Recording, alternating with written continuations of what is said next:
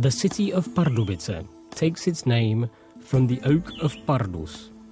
Once upon a time, long ago, this ancient tree used to grow near a ford over the Elbe River.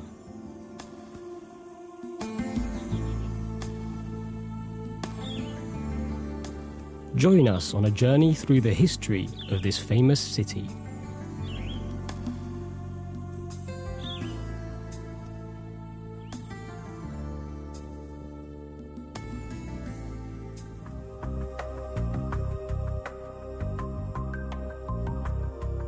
We'll go horse riding, since horses and Pardubice go together like bread and butter.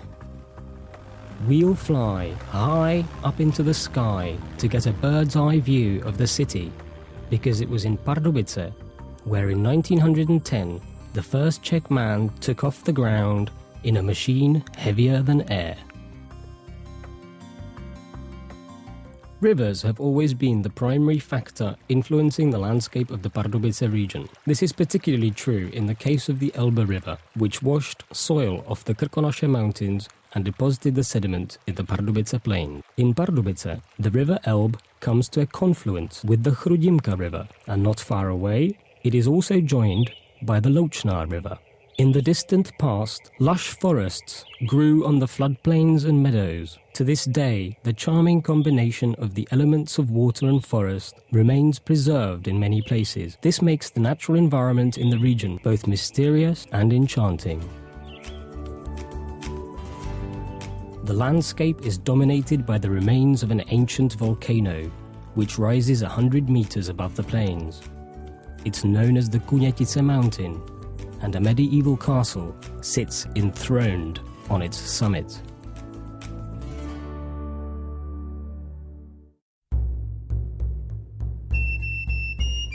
Near the ancient river crossings, archaeologists have discovered prehistoric objects that were left behind by the first inhabitants of the region.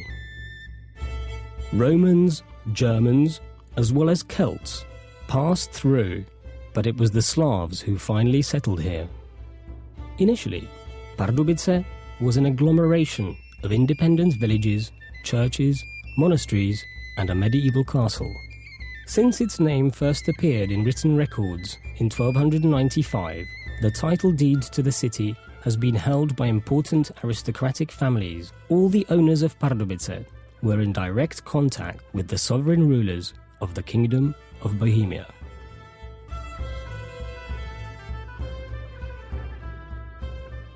A key historical figure was Arnošt of Pardubice, who became the first Archbishop of Prague and an advisor to the Emperor Charles IV. His family, the Lords of Pardubice, held title to the city and administered it for several generations.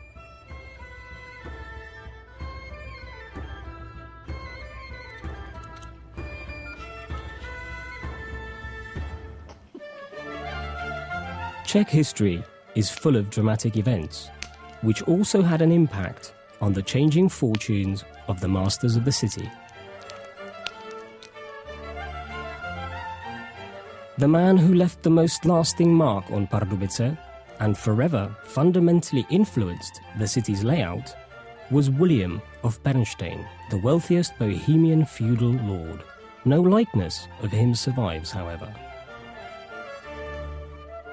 He used his influence to ensure that King Vladislav II took the throne in both Bohemia and Hungary. In return, he granted the Lords of Pernstein two extensive estates, Hluboká in South Bohemia and Kunetice Mountain in East Bohemia. In 1492, William of Pernstein extended the second estate, purchasing a number of surrounding villages, including Pardubice.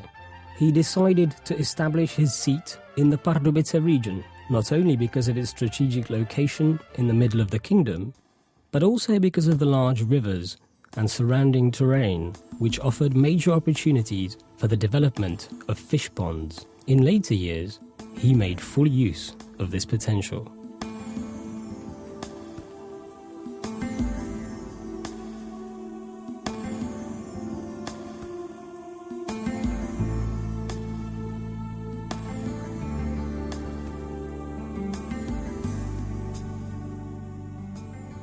After acquiring Pardubice, William began the reconstruction of the castle, which was then surrounded by a water-filled moat.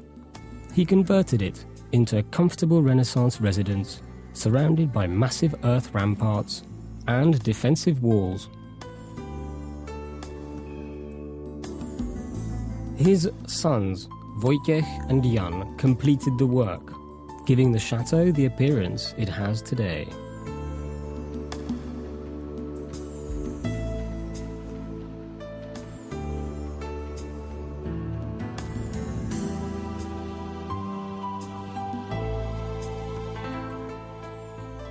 With its original ornamentation still intact, the Knight's Hall, built by Wojciech, is considered to be the most valuable part of the chateau.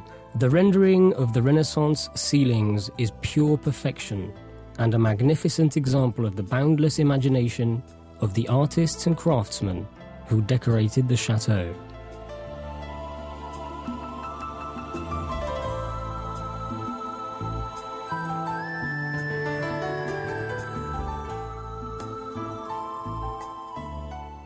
The Pernstein coat of arms, displayed on the third gate of the chateau courtyard, tells the legend of Wojciech the charcoal burner, who hunted down and captured a fierce auroch that had been ravaging the Moravian countryside. Wojciech gave the auroch to the sovereign. In recompense, the king granted him a large section of the Moravian countryside and decreed that the image of the defeated auroch should be his coat of arms. The chateau also boasts an original exhibition of Bohemian glass.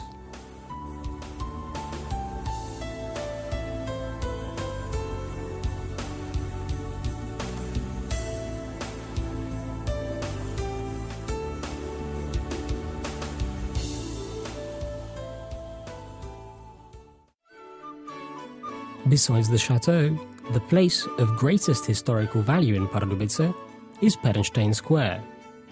William of Pernstein had begun an extensive reconstruction of the city, and its progress was accelerated by the Great Fire of 1507. Arched gables and stone portals from the early Renaissance stand on Gothic foundations.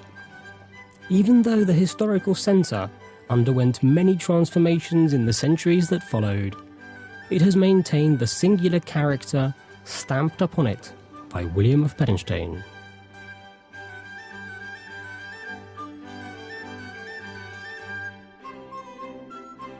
The road leading from the square to the chateau was the main thoroughfare used by visitors going to the chateau.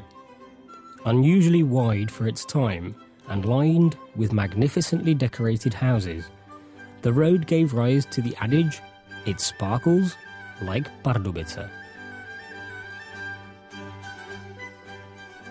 The historical centre does not only consist of the square, however, but also includes a number of quaint and picturesque streets whose charms are a magnet for visitors. While wandering around the city, tourists will no doubt find their way to the Church of St. Bartholomew, which was built, surprise, surprise, by none other than William of Pernstein on the Gothic foundations of an earlier Franciscan monastery.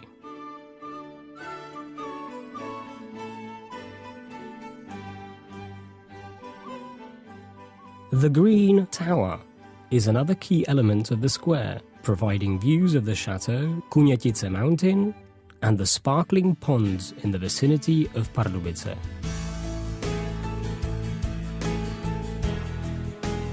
Fish ponds are yet another of William's large-scale projects. On his orders, the local fish farmers extended the already existing ponds and at the same time began constructing new ones.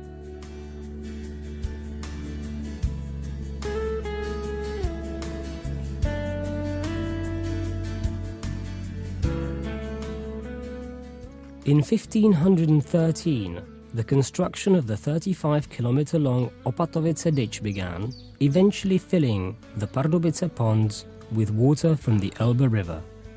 There are a number of indications to suggest that William of Pernstein may himself have been the main architect of this breathtaking piece of engineering work.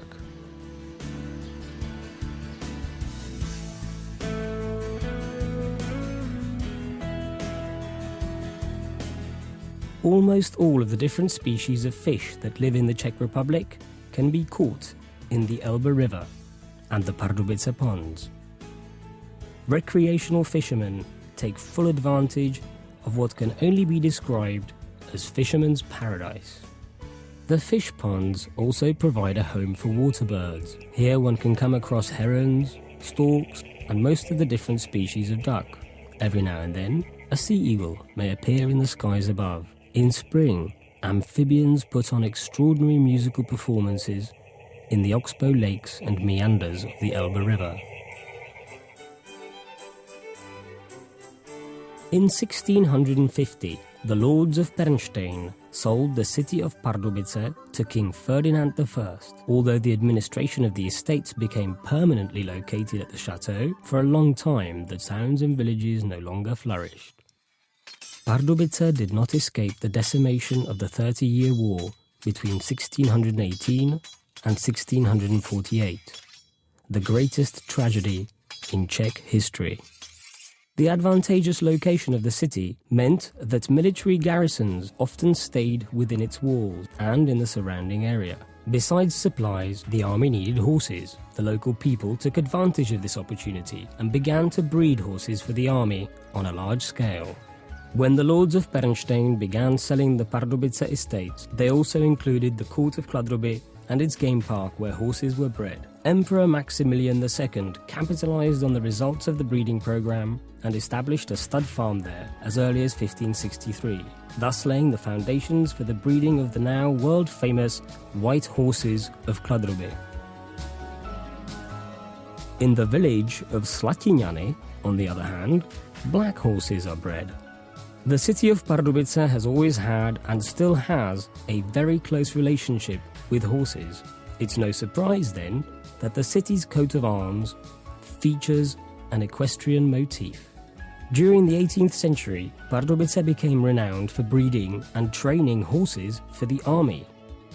Officers from the whole of Austria-Hungary came here to train at the riding academy.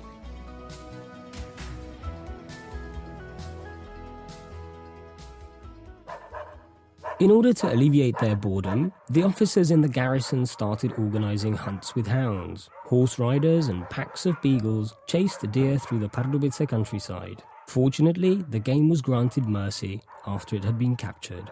It was allowed to go free, only to be chased again another day. These hunts, which often lasted for several weeks, led to the development of steeplechases. At the time, they were attended by the crème de la crème of society from all over Austria-Hungary. From 1874 onwards, the city became famous for its grand steeplechase, a horse race that still goes on today and has made Pardubice famous throughout the world.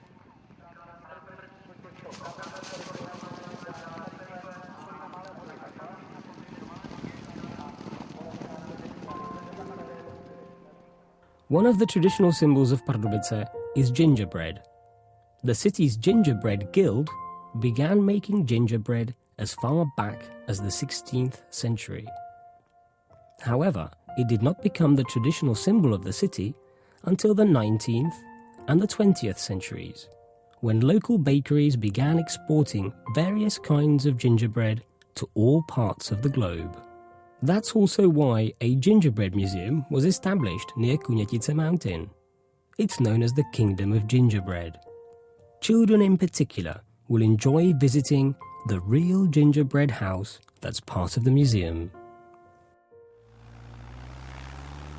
In 1910, Pardubice played host to the first flight undertaken by a Czech man in a machine that was heavier than air.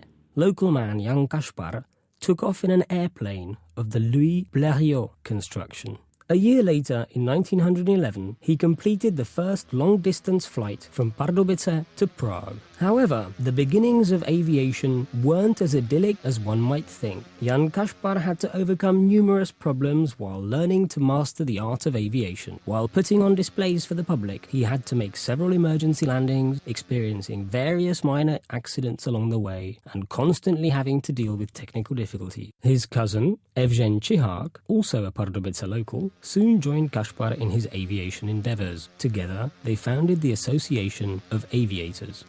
Although the beginnings were fraught with difficulties, Pardubice will always remain the main city in the history of Czech aviation.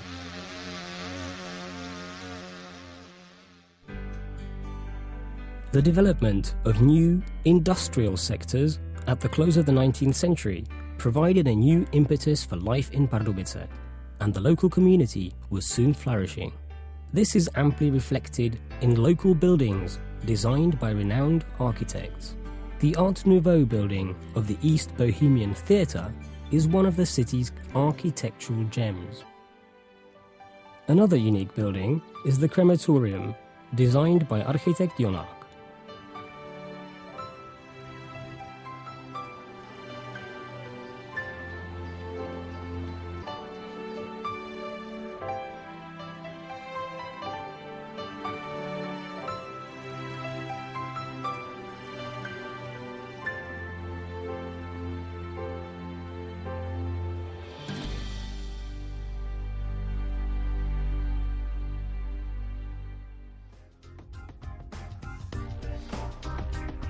Industrial architecture is best represented by the automatic windmills. Modern architecture is closely associated with the dynamic development of industry.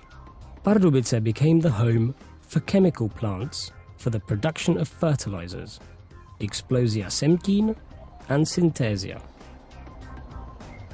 Chemical production in Pardubice became famous throughout the world for the manufacture of the safe yet highly effective explosive Semtex. In 1845, Pardubice became the railway crossroads of Bohemia.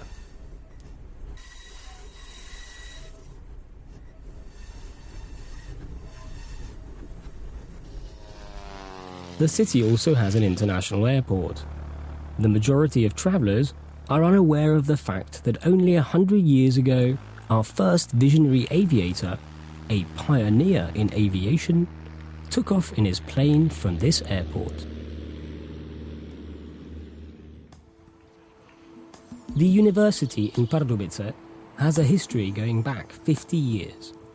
Many important experts in domestic chemical industry graduated from the chemistry department here. Since 1990, the university has undergone rapid development and has been expanding the fields of study on offer. Thanks to thousands of students, Pardubice will always remain a youthful city. There's a rich and vibrant cultural life in Pardubice. The East Bohemian Theatre has been taking care of that for more than 90 years.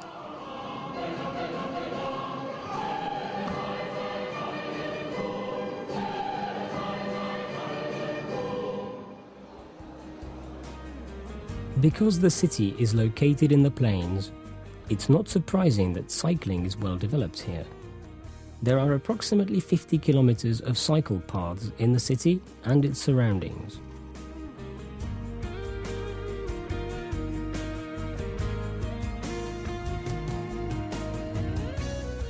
Many other kinds of sporting activities are available, and the city caters for every kind of sport enthusiast.